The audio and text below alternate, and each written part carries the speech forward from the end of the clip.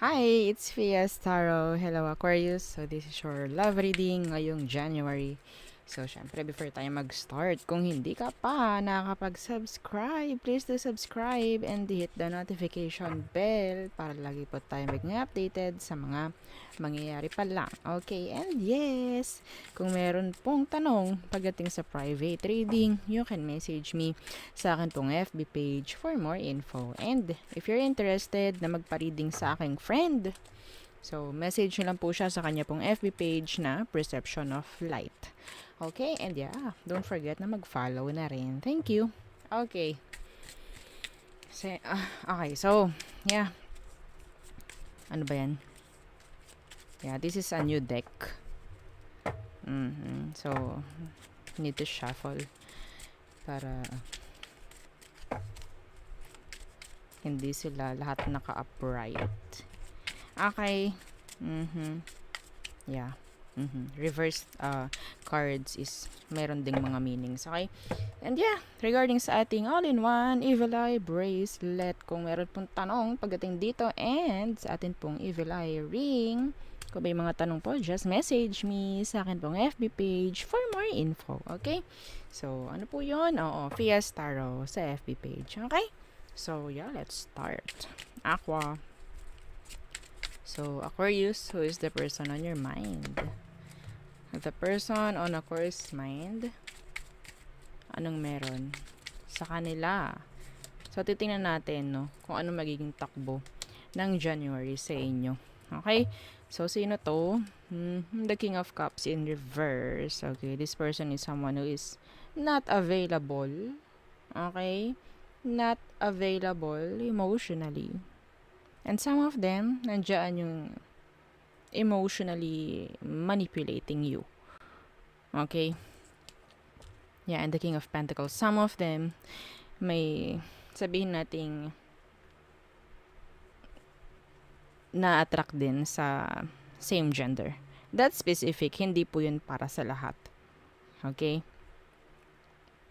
Yeah, na-attract siya sa same gender. Babae sa babae, lalaki sa lalaki, like that. Okay? So, ito pa, ang nakikita ko sa kanya, ang love para sa taong to is nabibili.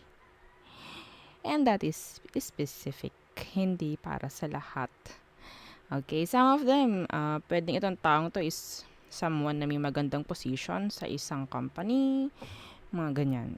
Someone na merong talagang magandang work. Okay?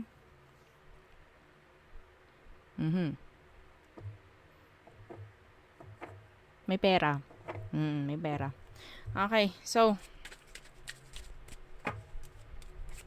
ano magiging sitwasyon nyo? Anong magiging sitwasyon nyo ng taong to ngayong January?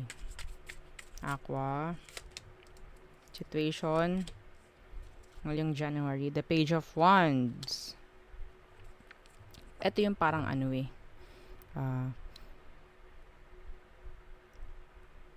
Parang simula lang. Lagi ng simula. Yung connection. Okay, so ano tong Page of Wands? Yeah, the Knight of Cups. Walang consistent. Oo. Hindi consistent ang magiging takbo ng inyong connection ngayong January.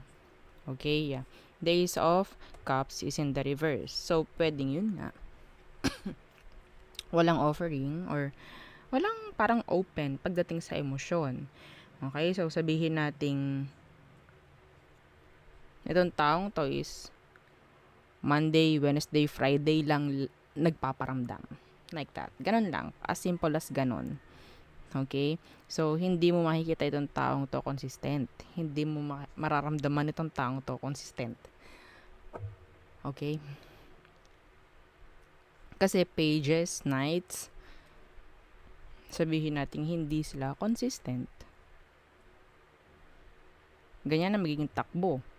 Yeah, nandyan yung flirt, nandyan yung message, pero hindi palagi. Ha? Why? Kasi some of them sabihin natin, yeah, they're like busy working, may ibang mga responsibilidad. Okay?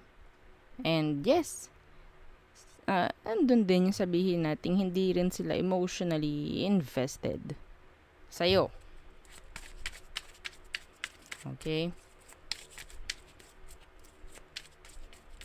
Anong next action niya towards you ngayong January?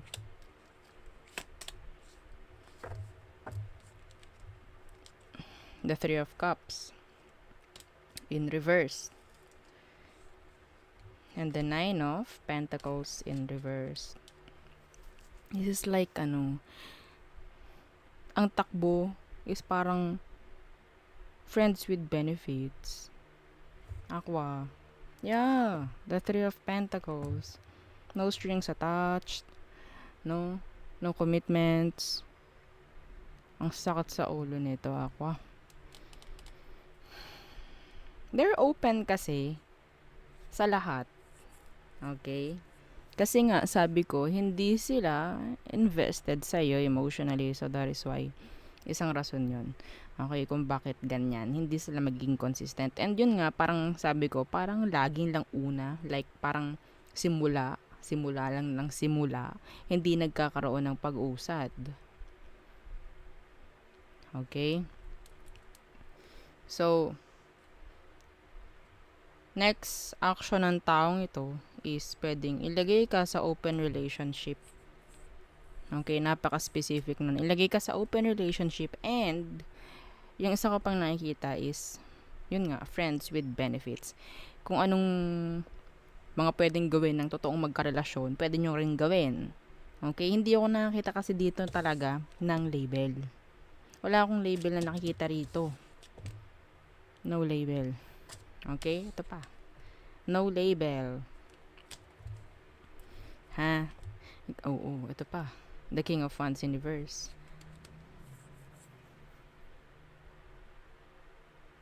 Some of you, pwedeng vice versa yung nakita ko rito. Pwedeng ikaw yung may pera. And siya yung taong ginagamit ka because of your money. Ha? Dumidikit lang sa'yo dahil sa pera mo. Specific yun.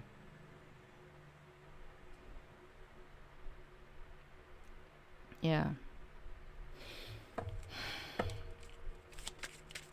Be careful. Okay? So, pwedeng tatakbo yung connection nyo ng taong ito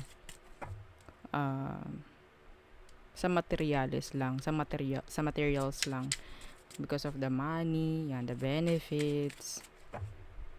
No emotions, no love present. Okay? Tingnan natin. Ano ba ang advice for you, Aqua? The Judgment in reverse. And the Chariot in reverse. Sinasabi rito na wag mo nang pahabain. Oo. Wag ka nang umasa na magkakaroon ng progress to. Kasi kung ganito ang mindset ng taong to, hindi nga talaga magkakaroon ng magandang cooperation sa inyong dalawa. Magkaiba kayo ng gusto pagdating sa connection na to. Okay? So, sabihin ko na itong taong to pwedeng gamitin ka lang. Six of Swords.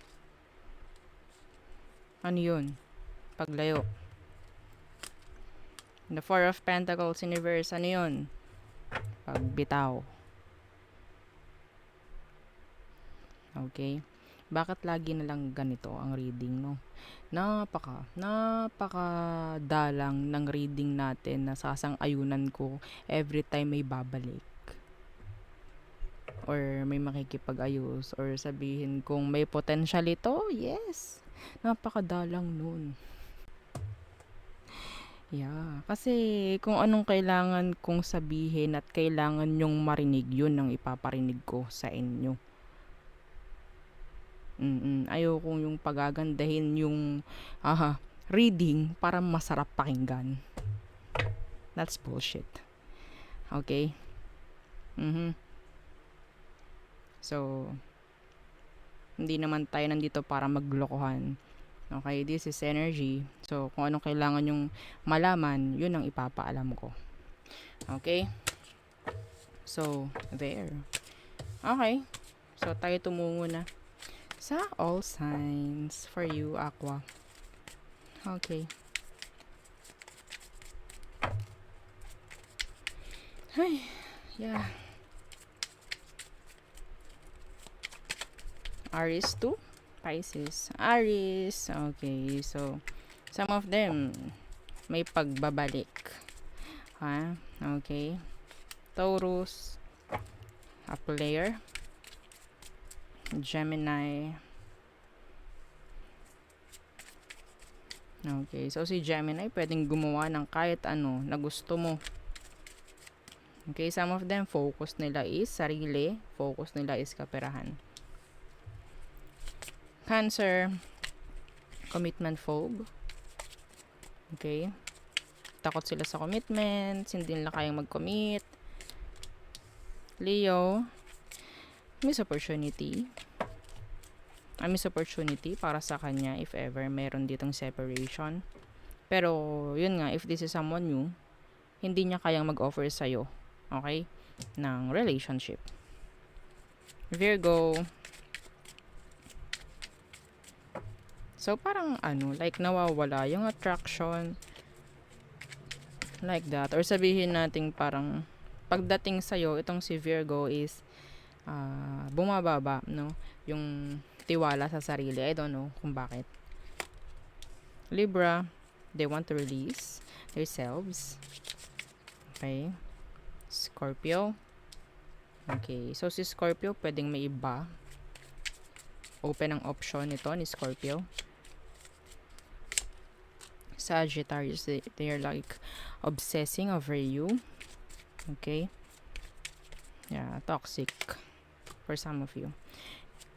Capricorn, ayaw nila ng drama, ayaw nila ng away, ganyan.